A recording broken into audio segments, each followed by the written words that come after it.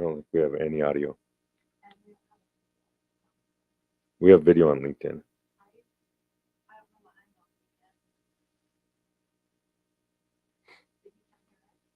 There's no audio.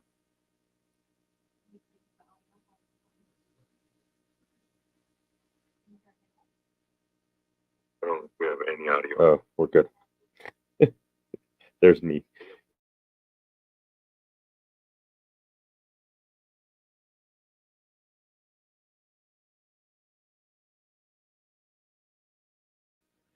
Hey, everybody. Happy Tuesday afternoon. Thank you for joining us here on this segment of Tech Beat. I'm sorry we've had a few technical difficulties.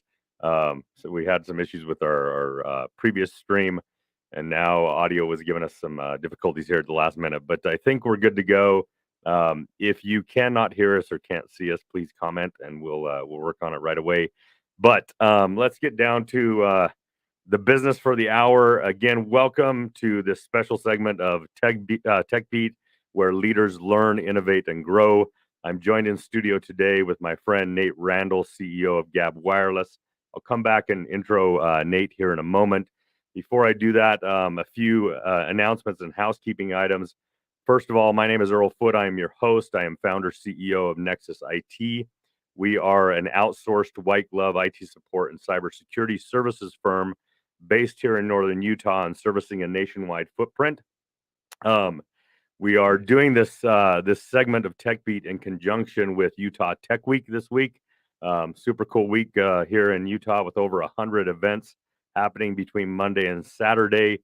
Lots of really cool events highlighting our local tech scene, startups, investment funds, and all sorts of fun things going on. So we're here in Silicon Slopes Studio in Lehi, Utah. I want to thank Mallory Lovestad, our director of marketing, and the Silicon Slopes crew for all their work to get us set up and running, and for running the live stream here. I do want to mention that TechBeat is now on all major podcast platforms. Go and subscribe. Of course, the stories that we share about awesome founders and leaders that are doing cool things, particularly in tech, and all of the amazing lessons that they've learned in their careers are, in my opinion, super valuable. I think that there's a lot of value to listening to these on the go, on the fly, at the gym, in your car. So go subscribe, support us there. It would be much appreciated. Nate and I will be trying to take some questions throughout the hour. So any questions you have, whatever platform you're on, joining us from, just go ahead and type those in. We'll do our best to keep an eye on those. We will do some question and answer at the end of the hour here also. We do have some really cool guests coming up on Tech Beat. Not that Nate's not cool, because he's pretty dang cool, but we've got some other cool guests joining us here over the next 6 months on Tech Beat. Let's see. In February, Tara Spalding, CEO of VentureCapital.org, Trina Limpert, CEO of Rise Next, will both be joining us in February. In March, Tim Cooley, who is the author of the Pitch Deck book, Jason Klug, CEO of Klugonics, and Dustin Kenyon and Rob Pilecki, co-founders of Washi, will be joining me. All in March. Let's see. In April, Romaine Marshall, who is one of the nation's foremost cyber and privacy attorneys, a good friend of mine, somebody that I do a lot of work with, actually, and so I'm excited to have Romaine on the show. In May, Jeff Erickson, he's kind of our favorite angel investor around town. Jeffrey. Yeah, we all love Jeff. I know you know Jeff and Inger well. So he'll be on with me in May. In June, Monte Deer, the CEO of Kizik, really cool CPG, shoe brand here in Utah. So that all being said, let's get to the guest of the hour. Again, I'm super excited to have my esteemed guest, Nate Randle, CEO of Gabb Wireless, with me. Nate brings 20 plus years of experience and expertise with some of the nation's leading brands and organizations. An illustrious career throughout sports and throughout golf, basically, right? Having held positions primarily in chief marketing officer and senior VP positions with organizations like Callaway Golf, with Nike, with Qualtrics, with Vivint, and the Utah Jazz. Um, Nate joined Gabb Wireless as CMO in June of 2020, and then took the helm as CEO in November of 21. Above all, Nate is a husband and a father of four. He places the highest priorities on people and family. His focus on family directly translates into his leadership at Gabb, where protecting kids and encouraging a stronger connection between families are core to the Gabb mission. Nate, welcome, my friend. I really appreciate the intro. That was nice. I had lived there a little bit. I don't know. I lost my way. No, I appreciate it. That was good. Good setup. Um, so Nate, I think you are a guy in high demand right now. You're doing some really important work. Um, you and Gabb have an important mission. It's a mission that is obvious, resonates with parents throughout America and beyond. As we've interacted and promoted this event in recent weeks, the amount of people that are really committed to the mission and vision that you all have and what you're building is quite impressive. I am the father of 5 adult children at this point. Our ship kind of sailed when it came to safe tech. I wish Gabb had been around when my kids were younger and getting their first phones, right? That would have been a really wonderful tool as a parent, because I can tell you, navigating those early years and particularly teenage years um, with kids in tech was a pretty sticky, sort of Yeah. situation. So having tools like this, but let's go before we get into Gabb and before we get into all the things that you've done and learned in your career. Let's talk about Nate the guy, right? I know you grew up here in Utah. Why don't you tell us a little bit of the story of, childhood up to, into your career and up into Gabb and how that all came about, right? Yeah, I know you got through high school with Cliff Notes, right? That's how I Yeah, got. man. So I'll give you the Cliff Note version. So I was born in Payson, Peeville. Yeah. I don't even know if that's what they call it. Just threw that. Born in Payson. When I was 5, my dad decided to skip. So my mom was left with raising myself and my baby sister.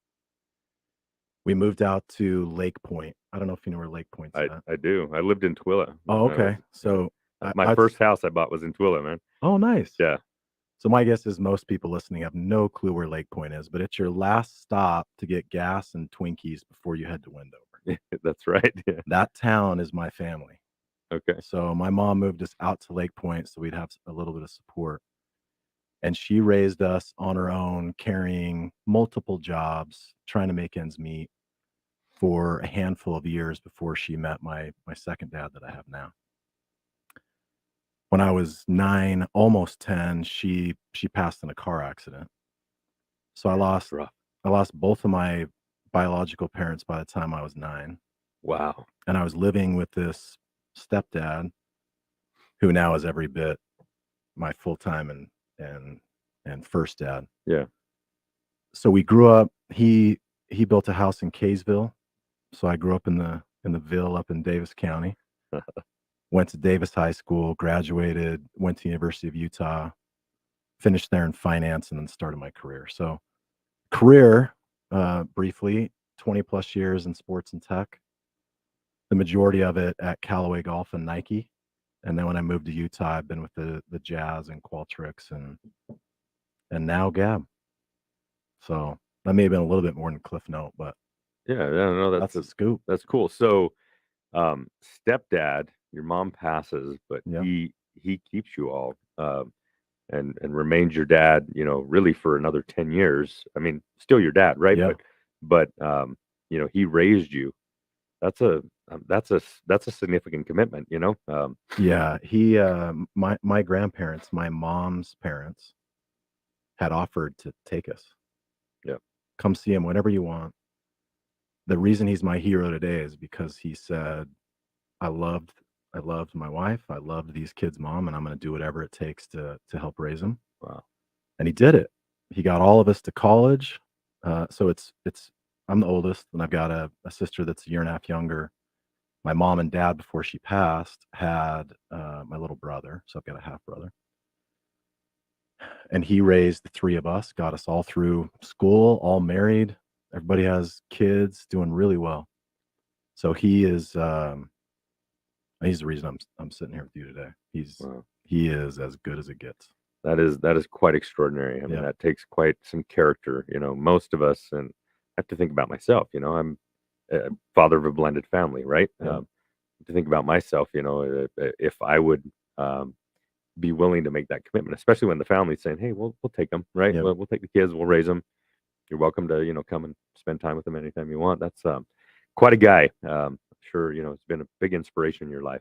Yeah, and still today, he lives in Syracuse. He's got his dogs and his four-wheelers and his cabin.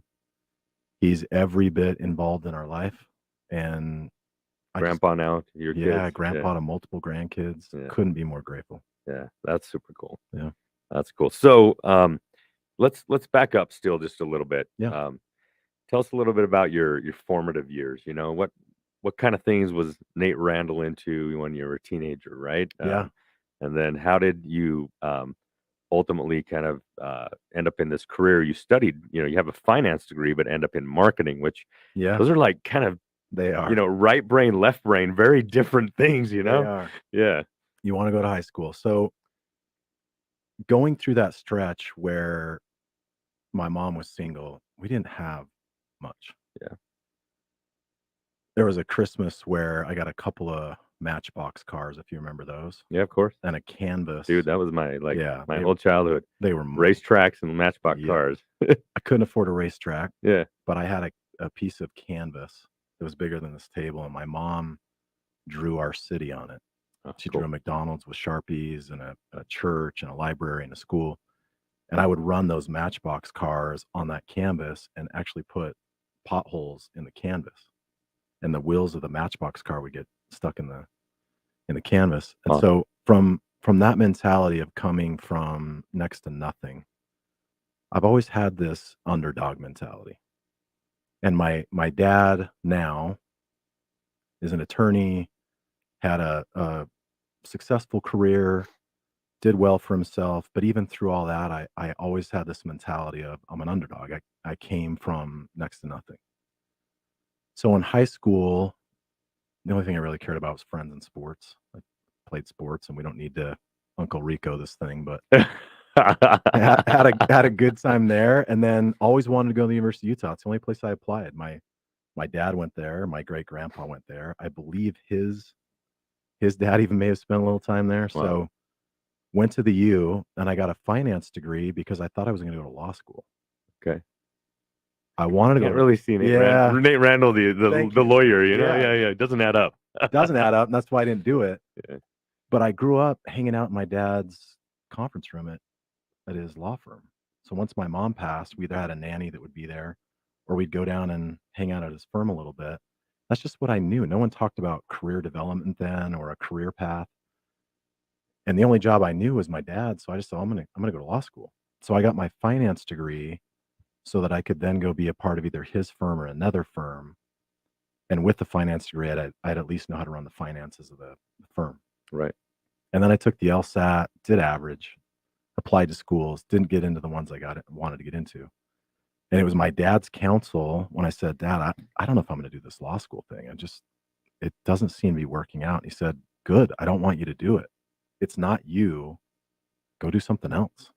So I moved to California and started my journey at Callaway Golf. And it's the best thing that ever happened in my career. Yeah. Yeah. Wow. Your dad, quite a guy, right? Again, Yeah. takes you and your siblings in. Most parents of that generation, boomer generation, Mm-hmm. they would have said, you're going to do what I damn well tell you to do, and you're going to be, what I tell you're going to be, right? Yeah.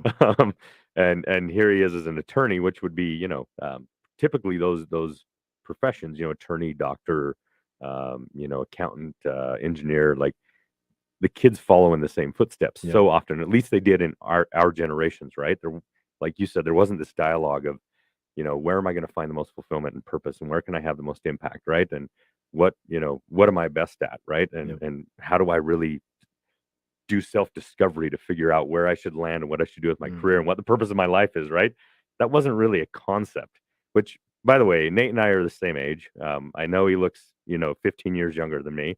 Um, Oh, but, okay. and hopefully you're not going to get mad at me for telling everybody this, but we're 47. We're not. I'm too old to care. I don't care.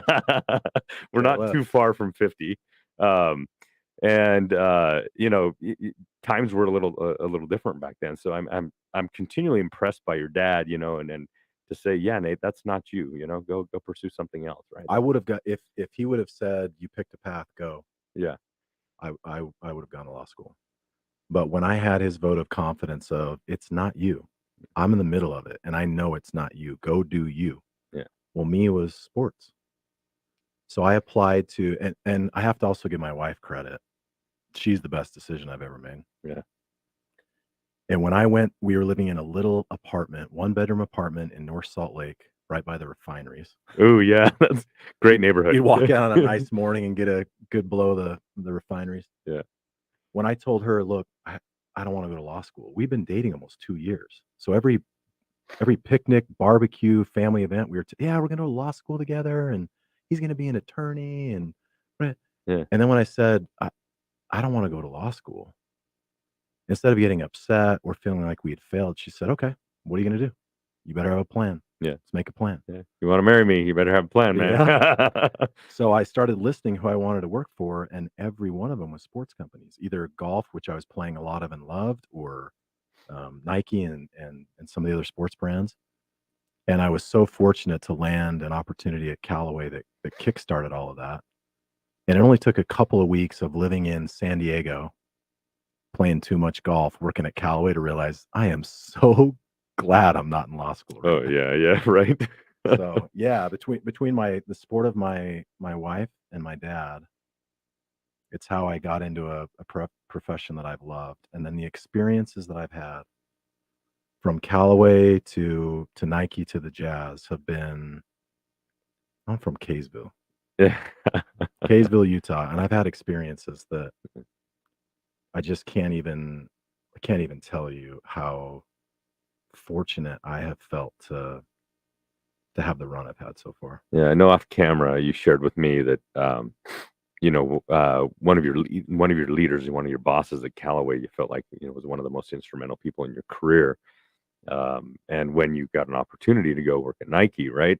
He applauded you and told you, Nate, how are you not going to do that, right? So Yeah, maybe tell us a little bit about him, right, and about the value of quality leaders in your career. Okay, look, you were born in Payson, spent some time in Lake Point, right, and then yeah, Kaysville. I grew up in West Valley, right? Guys that have grown up on the wrong side of the track, and yeah. sometimes you don't necessarily get to what people consider the right side of the tracks, right? Without some help. So tell us a little bit about that, maybe. Yeah, so my confidence was already rocked a bit because I didn't get into the law schools I wanted to go to, and I completely shifted my direction. So now I'm applying for jobs. I applied to Callaway Golf through Monster.com when Monster was Monster. I don't even know if Monster.com's around Yeah. anymore. But that's how the first digital jobs you applied for. Yep. About 2 months later, I get a call from a recruiter at Callaway. I couldn't even remember which job I applied for. It'd been so. Would you like to fly down to San Diego and interview at Callaway? Absolutely. I'd fly down. First time I've ever flown to an interview. Fly down, get a rental car, drive from San Diego to Carlsbad, up the 5. And I get there, and the nice receptionist in the front says, your first interview is with Dan Chumbler. He's the senior director of U.S. sales. Okay, Wow. game on. Yeah. So I go up the steps, and on his glass, the window headed into his office, is a fat head of a Michigan football helmet. Huge football helmet. Growing up in Utah, I thought the coolest football helmets or the football uniform in college football was Michigan's. Yeah. Yeah. I knew everything about it. Big house, Bo Schembechler, knew who the starting quarterback was, knew how many fit into the football stadium. For I would say 50 plus minutes of the interview, we talked Michigan football. Michigan football. You had him. He had to run to another meeting and said, hey, we haven't really talked about the job. Do you want to come work for me? I fly home. I've been married a handful of months. Yeah. My wife says, what do you think? Is that we're moving to San Diego? Yeah. Well, what's the job? I honestly, I don't really know. Well, what are they gonna pay you? I'm not sure. So we take the job, move to San Diego, and Dan Chumbler and a few others, Dave Pierce, this great group of leaders. I was brand new to the golf business. They took me under their wing, literally taught me the golf business, and then let me shine. And after that 5-year run at Callaway, Paul English, so many good people, I had set my confidence in sports and knew that I could go do anything anywhere.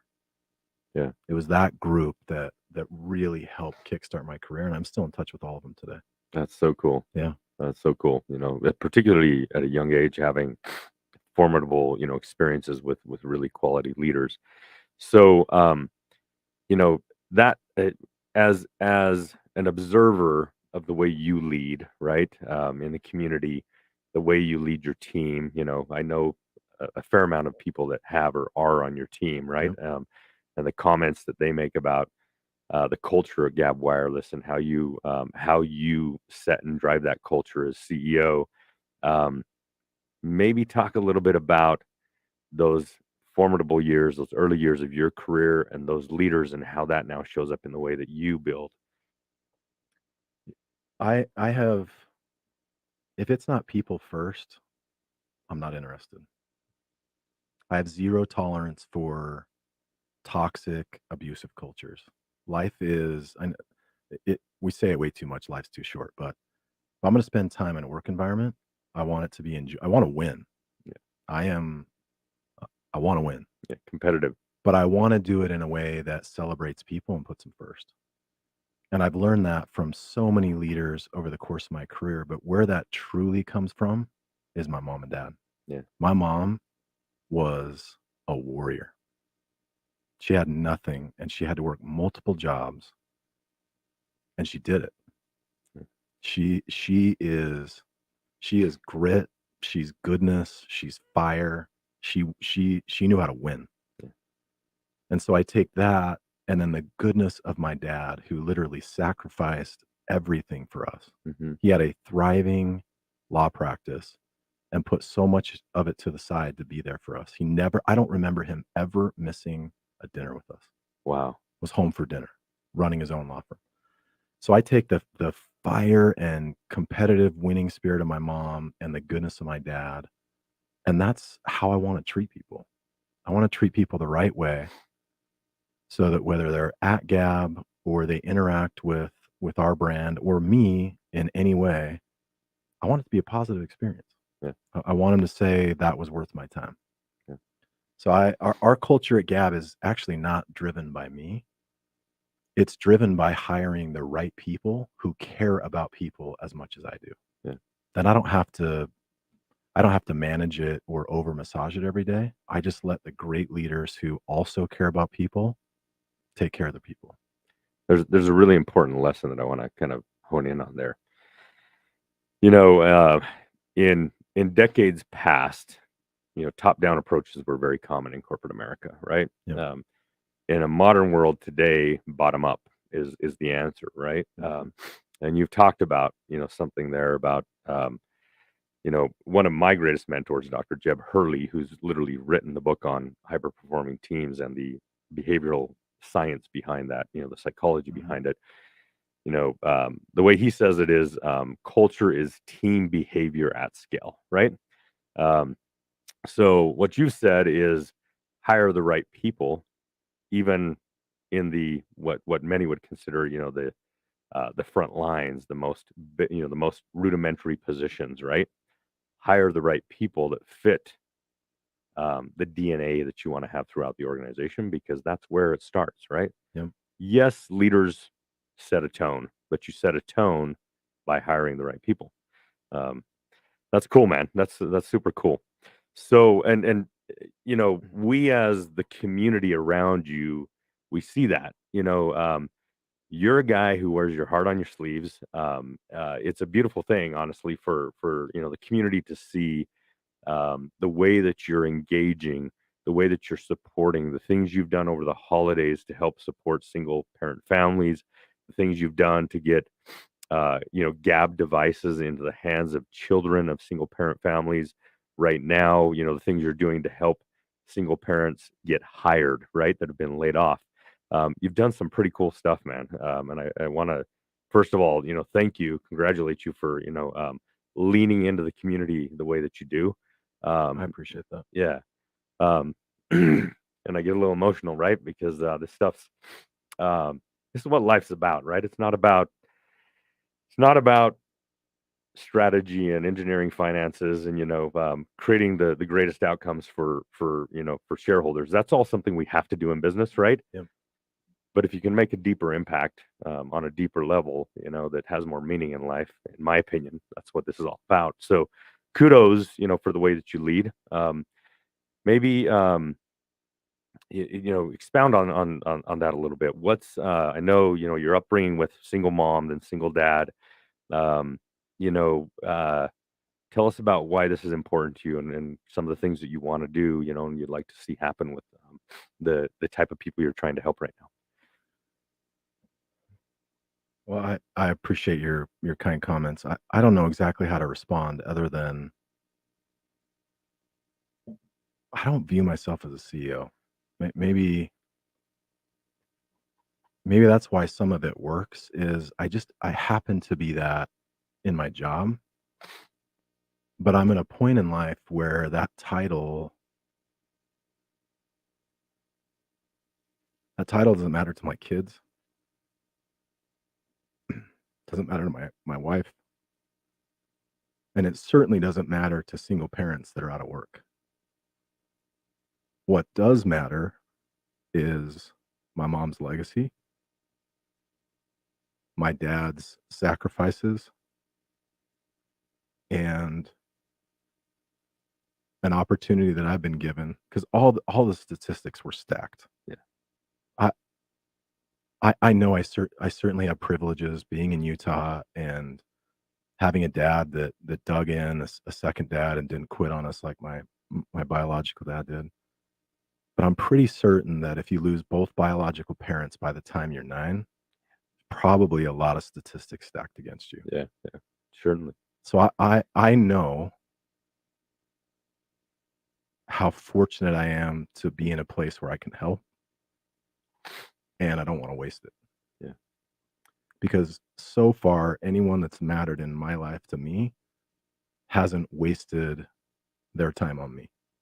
And I feel this obligation of, I've talked about my parents, but anybody in my career or in my life, neighbors who, when I was a kid, I mean, Wayne and Lola Palmer, who told me, with your mom's passing, our house is your house, our fridge is your fridge.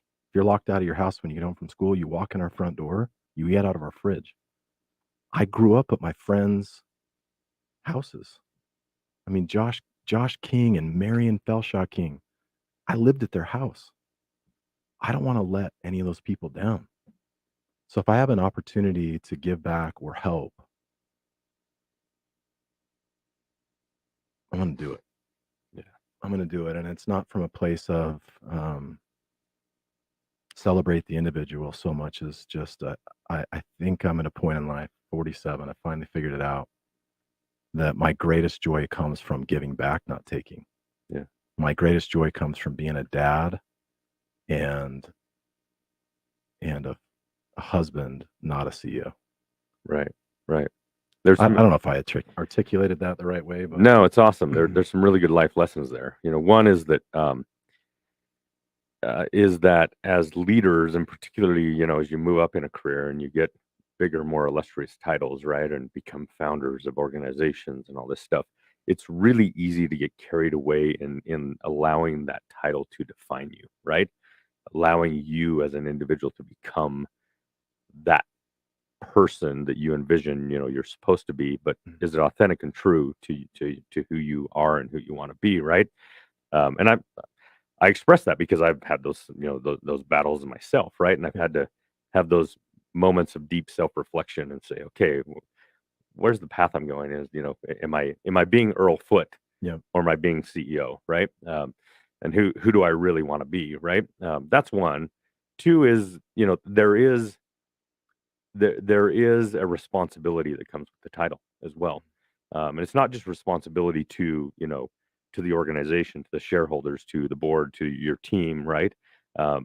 It's responsibility to the community around you, and you're in a position of influence, with that title and with what you've built and your skills and your leadership. You're in a position of influence where you can help create impact, right?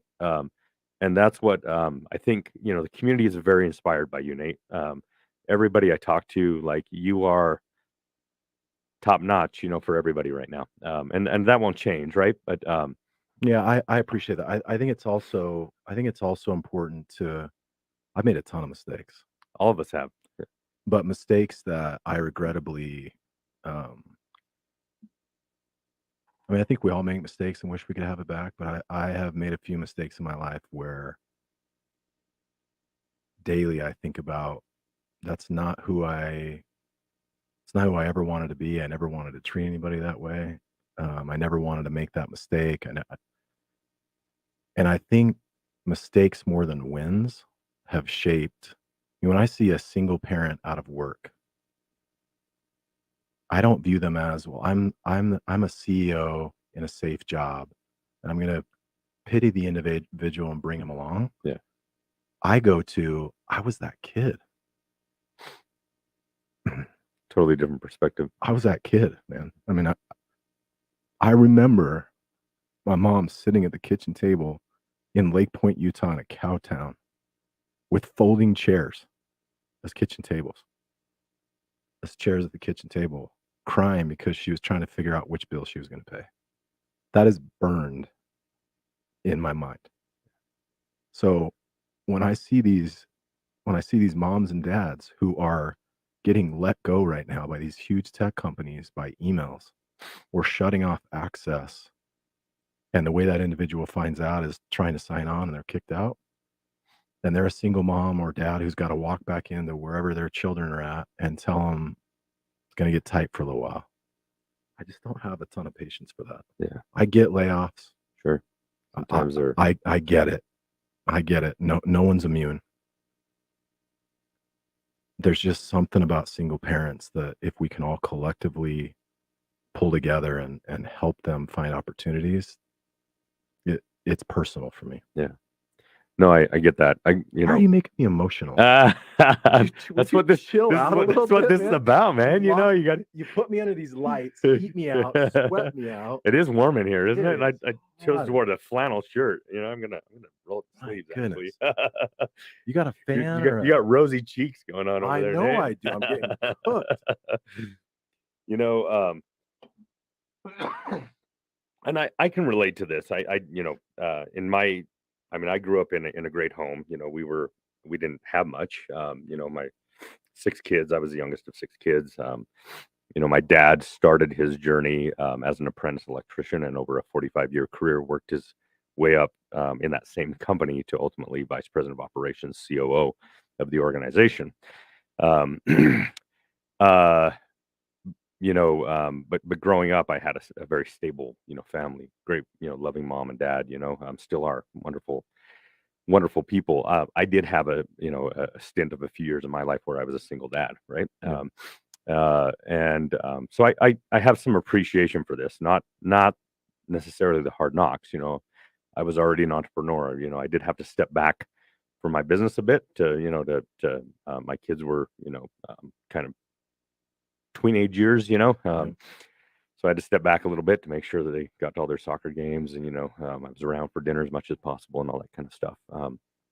Uh, and it was shared with my ex too, right? Yep. So I wasn't single dad full time, right? It was part time.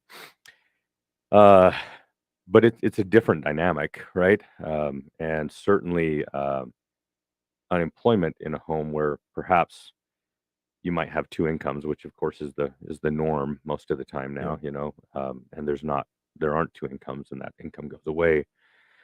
That's a scary situation, right? And then that's happening, unfortunately, very commonly in our community right now. Tech obviously is getting hit hard nationwide. We are a tech-heavy economy in Utah. It's hit home, right? And man, I can't agree with you more. And just in terms of sometimes layoffs are the ugly reality of business. There are things that can be done to responsibly build a business, to do your best to avoid those, right, as much as possible. But when it comes time that has to be,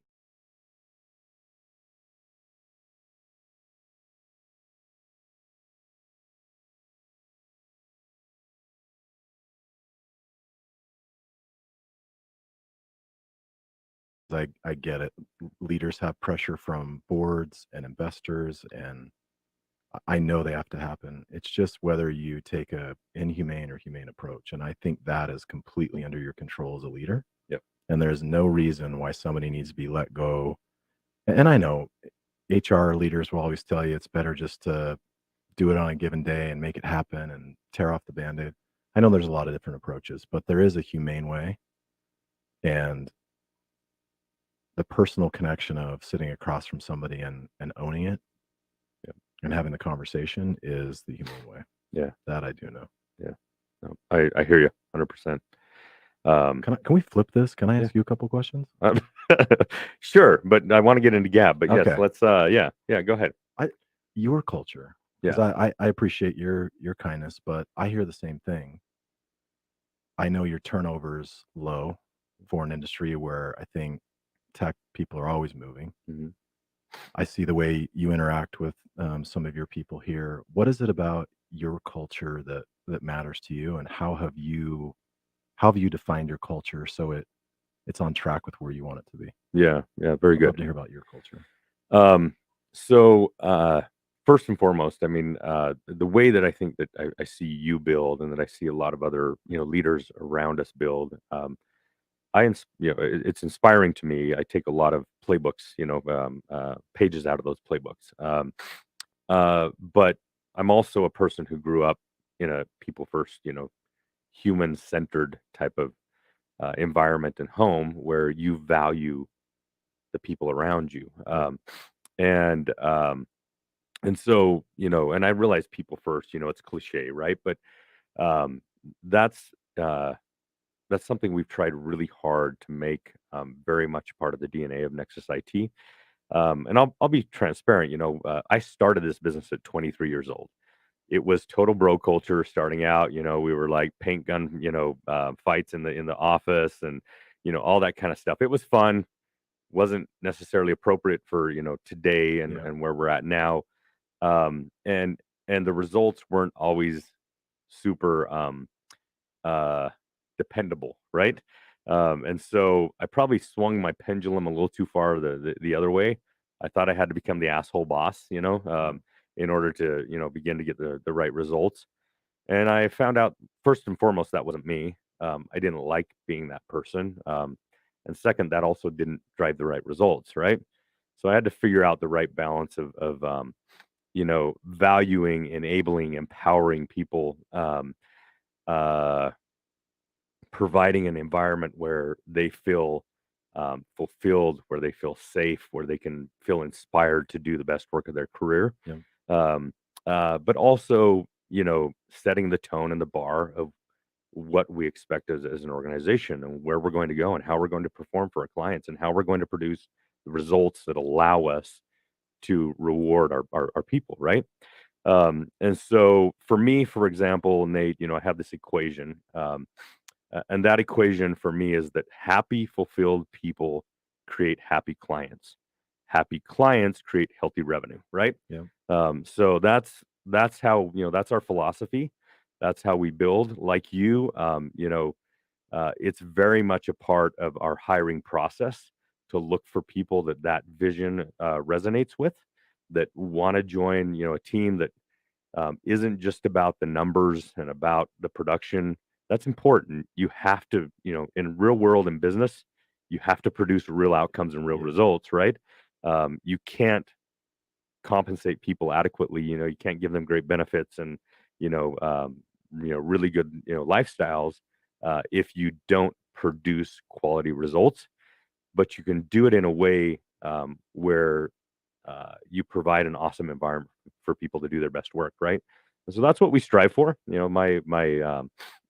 my partners, Jake and Eric, they're very much that's the way that they built. When we brought our two companies together Yeah. last year, that was kind of the core foundation of what we built off of together, is that we have that vision of building people first always. So yeah, thank you for the question. I hope that's valuable. Yeah, I continue to hear great things about your team in the community. You're visible as well, and then I know you're out. You play on the weekends, and it's really cool to see people from the community go support you at one of your gigs, which I need to get out to. Yeah, And playing then this Friday, man. okay, Yeah. let me check with Mrs. Ray Ray. Yeah. We may make it up. Yeah. But to see you doing things beyond business, but people within the business community wanting to go support you says a lot about who you are. Well, I So appreciate I that. have a ton of respect for that. I appreciate that. Thank you. Thank you. Let's talk about Gabb. I do want to, highlight. We got about, what do we got? 27 minutes here. No, we don't have that long. We have 17 minutes. We can be quick on Gabb. Yeah. Well, I want to talk. I want to give it adequate treatment, right?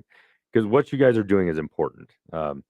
Let's talk a little bit about what Gabb is, what the mission is, what your vision for the future is, right? And maybe talk a little bit about the tech, how things work. Yeah. So go for it, and I'll ask some additional questions. Safe tech, phones, watches, and services for kids. So we are not anti-tech. We believe in tech. We believe that kids with their parents should take safe steps into tech. The problem is our kids they're unbelievable politicians and salesmen, and they talk us into a smartphone too soon. And as soon as we hand it over, we've lost. Yeah. And parents fall into the trap of, well, I'm going to put parental controls on it. And once I set those controls, everything's going to be good. Won't be my kid. Well, our kids we have 5 adults in a room, and we had challenges getting the podcast to work. Right? Our kids are so savvy with tech. They know how to get around the parental controls, and the dangers and addictions of smartphones truly are crushing our kids. Suicide, depression, anxiety, self-harm, it's all there, and it's at an alarming rate. And when you look at where they're spending their time and what has changed from back then to now, it's these devices that they're carrying in their pocket that they can't get away from. Yeah. So Gabb was started because there were these adult smartphones that were never built with kids in mind. I don't care what those big tech companies tell you. They didn't sit in a room and say, let's build these smartphones for kids. Yeah. They built them for adults, and they want kids addicted. So there were these smartphones, and then there was a flip phone. And a flip phone, kids get bullied and teased because you got a flip phone, you're a dork. Or by the way, I made my kids carry flip phones Yeah. for a long time no. because that was like all they could do is text, right? Yeah, I'm sure your kids absolutely love that. Yeah, no, they definitely did not love me for that. So Gabb dropped into the middle of that, and we look like a smartphone, but we don't have all the dangers of that smartphone. So we build our own operating system, and with that operating system, currently there's no internet, no social media, no addictive games. So a kid can talk, text, and then we load what we call approved or scrubbed apps on there that allow a kid to do schoolwork or check the weather, but it doesn't allow them to get linked out to trouble. So we've been in business a little over 3 years. We've had our ups and downs, but it's doing really well right now. The best part of Gabb is our people. I've never been a group that's more committed to a mission. And because of that group, we're leading a category, and it's working. It's been, somebody outside looking in, it's incredible what's happening in a space where so many big players in the category don't want us to win. Excuse me. No, you're sorry about that. Good. All good. Yeah. So that's Gabb, and trying to help kids be safely connected to their parents while delivering peace of mind to parents. They don't have to worry about all the dangers and addictions. Yeah. smartphones have shifted. Smartphones and social media have shifted a perception of reality, right? And even so, I think I had my first mobile phone at like 21. I remember I bought my first mobile phone from VoiceStream, right? Yeah, Uh, voice stream. yeah, Did you have a pager? I never had a pager. Never. Actually, that's not true. For a job that I had, I did have a pager, but it wasn't like one that I purchased. Yeah. Yeah. Um, but I purchased that first mobile phone. I remember I started using, smartphones before that was a term, right? Because Microsoft had, Windows phones that you could do email and internet and all that kind of stuff on, before the iPhone, right? Um, so probably mid 2000s, I started using. Oh, and I was a Palm Pilot nerd, man. If you remember Yeah, oh, those, yeah, those yeah. were popular in Utah, though, right? Yeah. I think Franklin Covey made those super popular, but Yeah. so I had Palm Pilots, and then like went to iPacs, and then like Windows smartphones. My point is that our generation, I think we've had adequate contact with reality pre-smartphones, that we have a reference point to kind of go back to of what is reality and what is this inflated view of what Yeah. glitz and glam in society is trying to portray on social media and whatever now. um, the problem is our kids don't have that reference point, and I've watched it with my own kids of their perception of what reality is supposed to be is reality TV, and then how that shows up in social media. It's like, no, no, no, no. Like, that isn't true reality. Yeah. That's theater. That's theatrics. It's becoming reality because you're leaning so hard into it, right? And we are as a society. But that reality creates so many problems for them, in terms of, and I realize pre-smartphones, it was Barbies, that would create a perception issue, for younger gals, and create, self-esteem problems. Now it's a never-ending feed of, supermodels in their Instagram and TikTok, right? Yeah. That shift a perception and put um, these pressures on them to be something different, right, than who they are. Um, and it's challenging to navigate. And then, of course, some of the content is absolutely poisonous, to young minds. Now, I'm not a, and this is one of the things I want to talk about. I think you and I are both um, parents who understand the value of giving kids adequate rein and teaching them to be responsible for their own choices, Yep. and what smart choices are, and responsible for their own lives. Of course, when you're talking about sexual predators on games, we talked, a little bit about 13-year-old boy in Davis County that was kidnapped, a month ago, through, the game Roblox, right? That stuff's scary, right? Super, super scary. But my question is at what point does it do you feel like it's appropriate for kids to graduate from Gabb, and for parents to start to say, okay, look, these are the dangers and pressures of Yep. of connecting to the outside world. um, Here's the choices we'd recommend, here's the reasons why, right? Of course, being more thoughtful parents. Where do you feel like the right balance is? Yeah. What's a good age for that? I'll I'll give you the way we think about it, and Yeah. I'll in a short summary. In the safe steps in tech, we have a watch. 8 to well, we have some 5-year-olds on the watch, but 7 to 11 or 12 years old, don't think they need a phone. Just don't. There's nothing there that says a kid needs to have a brick in their pocket. So a watch that allows calling and some preset texting is more than enough for that kid. So that's the first step. Some form of a smartwatch. From that, we created a locked down phone. That lockdown phone is what I was talking about with no internet, no social media. But at some point, a tween and teen can operate on a lockdown phone. They're out of the loop with their friends. So we wanted to perfect locked down first so that we knew how to make the safest phone in the market. And I believe we've done that. And now we're working on flexible solutions that will allow tweens and teens to not go all the way to a smartphone, because there's no sense in us competing with the big dogs, Sure. but will allow them with in partnership with our parents to add certain apps to the phone through a store that we've, version of our own app store, so that kids can add as they go. That's our intent. By the time a kid gets to 16, driving, dating, high school, probably starting to move off of some of our products. We certainly have 16, 17, even 18-year-olds on it because they're just more comfortable not dealing with all the social media drama. But by the time you get to high school, you're starting to graduate on, and you've got to have a relationship with your parents, or we have to trust our kids that they'll be able to make decisions on their own because they're about ready to leave and go out on their own, and they've got to learn how to do that. So Gotta learn to be adults. yeah, so our sweet spot is 5 to 15, 16. Yeah. So we're trying to take care of. And then beyond that, most kids will go make bigger and better tech decisions, and we get it. Yeah. No, that makes total sense.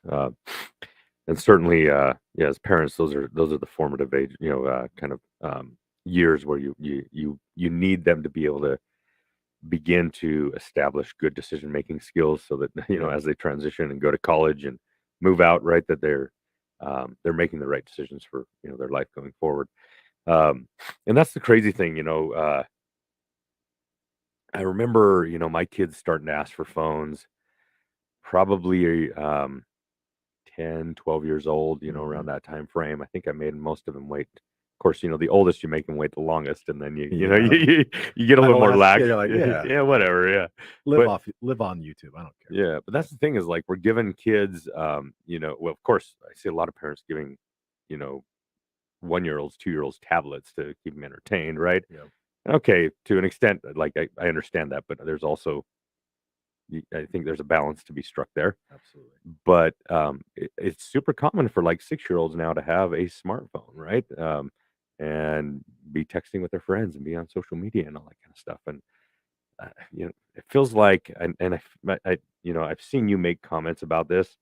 I think we're on the same page. It feels like, to an extent, we rob kids of their childhood by introducing them to too much tech too soon.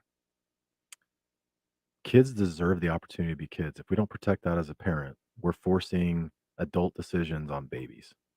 When you are 7 years old, you are not mentally mature enough in any part of your life to take a device, put it in your pocket, and make connections with the world. You're just not. Yeah. I'm not. I'm an adult and I can't manage a phone. Why should I believe that my kids, as they're developing mentally, spiritually, emotionally, that they can handle these? I mean, the tech that's on these phones now is it's NASA type stuff. Yeah. And yet we get after our kids when they're sitting on the couch or lost in YouTube somewhere. Get off your phone while we're sitting on our phone. Yeah. So the whole concept of phones and accessibility and living on that screen has become a major problem. Yeah. We believe in tech. We just want kids to use it for safety and then live off the screen to go become everything they can be. Yeah. That's what we're That's so important. Like, when I grew up as a kid, I grew up in a neighborhood that bordered old farmland, right? We had these open fields and swamp lands, and like we would spend we would get up so excited, like 6 in the morning in the summer, to go out, get on the bikes with the friends, go hit the BMX tracks and go catch frogs and snakes, and hang out in we'd have bottle rocket wars in these old old farmland, and I personally intentionally, the 3 homes that my boys grew up in, I bought homes adjacent to open space so that they would have smart an opportunity to get out. playground. Yeah, exactly. My boys all grew up playing competitive soccer, junior high school soccer. And I watched a shift happen in them, where they would spend most of their time outside being creative, having fun, and then they get phones and they get gaming consoles, in those tweener years, and they start being shackled, right, to those. Their life literally goes like this. Yeah. And so then, as a parent, that's where you need the help to say, Yep. okay, you need to reclaim your life a little bit. You need to get out, breathe some air. I mean, we live in the mountains, go enjoy. Go get lost. Yeah. You got trails behind the house. Go for it, right? Have fun. Break a knee. It's okay, like break a leg, I guess I should say. But Yeah, man. So look, I fully support what you and what you're up to at Gab. I think it makes a whole lot of sense.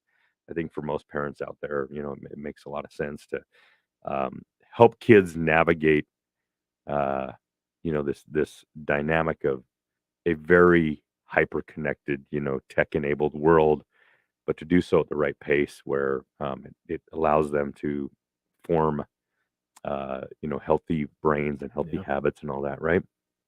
Um, So, Mallory, I haven't kept an eye out here. I know with the adjusted stream, we've had, excuse me, a challenge with some of the people finding our stream. Have we had any questions that we should get to before we wrap here? Okay, lots of cool comments. All right, all right. So, Nate, we got just a couple minutes as we wrap down the hour here. Maybe my final question would be, just what are the greatest lessons you've learned over your career as a leader, and what do you feel like would be the most helpful and impactful to share with our guest, which again it's mostly leaders, founders, right, that join us on TechBeat.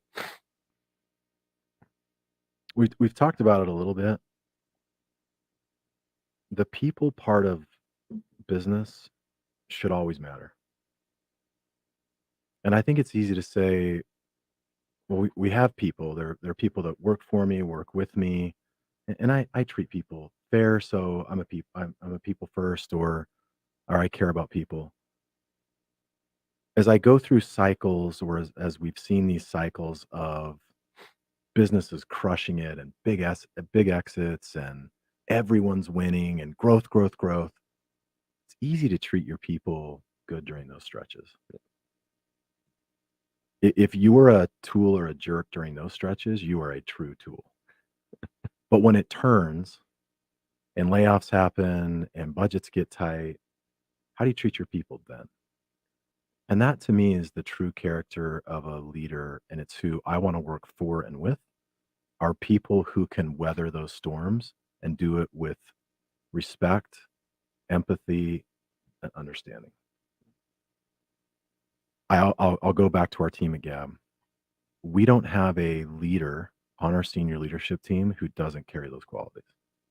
Every one of them, if they were sitting here or if they were lined up, I could say he or she or they together all operate with empathy, understanding, and a realization of what their people are facing and what they will need or may need to do their jobs and feel supported.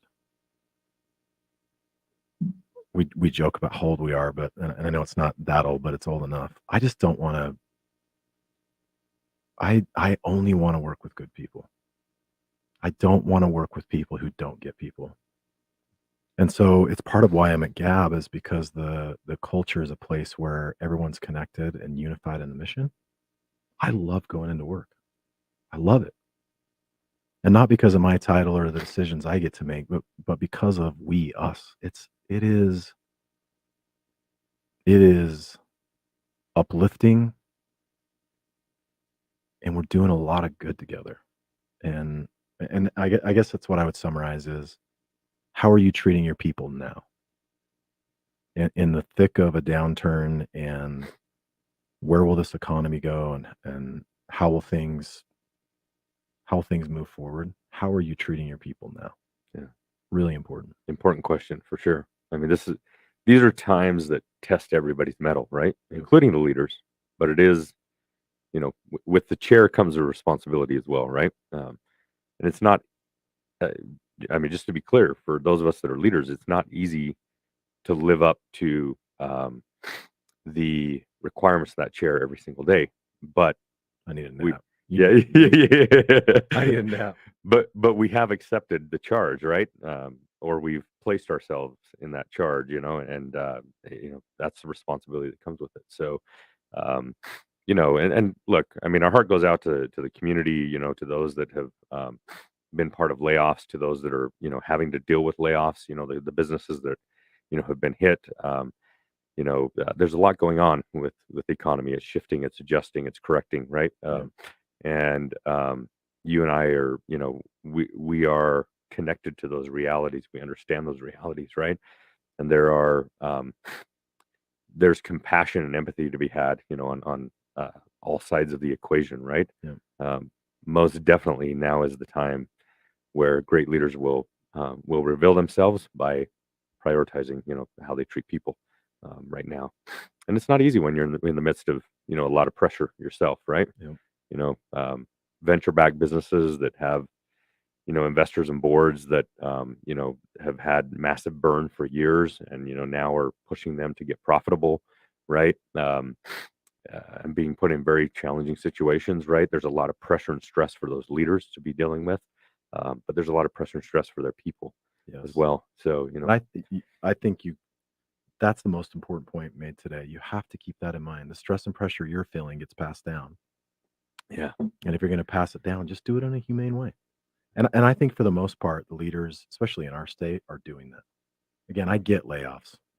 Gabb isn't immune. yeah, There may be a point where we have to make difficult decisions. Just want to be respectful to each individual circumstance and make sure that we treat people in a very fair way. yeah. We're out of time, but just look, our friend Johnny Hanna, when he had to do layoffs at Homey, right? He he went to the community and asked everybody. He laid off 100 people and asked the Yeah. community, here's a spreadsheet of all the people and their positions, their capabilities and their qualifications who can help, right? And most of those people got hired pretty quick. Yeah. That's a very compassionate way to approach a layoff, and I've seen other, local leaders do very similar things, right? So, Nate, I want to thank you, for spending Thank this you. hour with me. This has been inspiring. It's been a lot of fun to get to know you better, to connect on a deeper level. I'm glad that we both evoked some emotions, in each other today. That's good. That's brotherhood. Um, thanks for sharing your story. Thanks for sharing, the tremendous person that you are and all the good that you're up to with you and your team at Gabb. We're very appreciative of what you're all up to and the way that you lead in the community. Thank you to our guest. We want to thank you for joining us on Tech Beat. Just a reminder to keep a lookout for the announcements around all the other cool guests we have coming up on Tech Beat over the coming months. We're going to go ahead and sign off. So we'll see you all next time. Thanks, y'all. Thanks, Earl. Thank you, Nate.